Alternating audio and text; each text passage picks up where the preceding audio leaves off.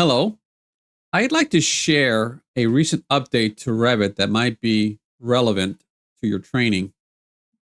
In the past, whether you're loading windows or doors or any other object that is loaded from a family, you simply choose that tool and Load Family would launch a folder on your computer.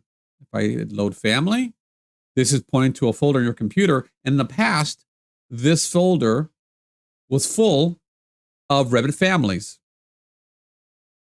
Sometime in 2023, Autodesk decided not to include those families when installing Revit on your computer. Now, there's still a method to find the files on the website and download them and install them on your computer, but it's an extra step. As an alternative, Autodesk has decided rather than install them here on your computer, obviously you can navigate to your folder and find your personal Revit families, download it off the internet. But in this case, the alternative to finding the Autodesk Revit families is you simply escape. You go to Insert. And Insert, they have a new button here called Load Autodesk Family.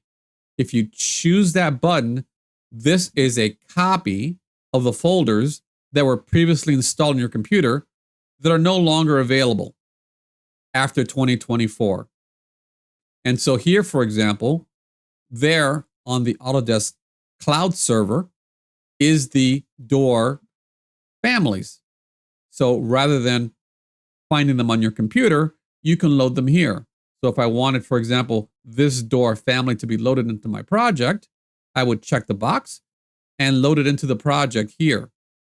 Same is true if I go back here and look for windows. Here they all are located.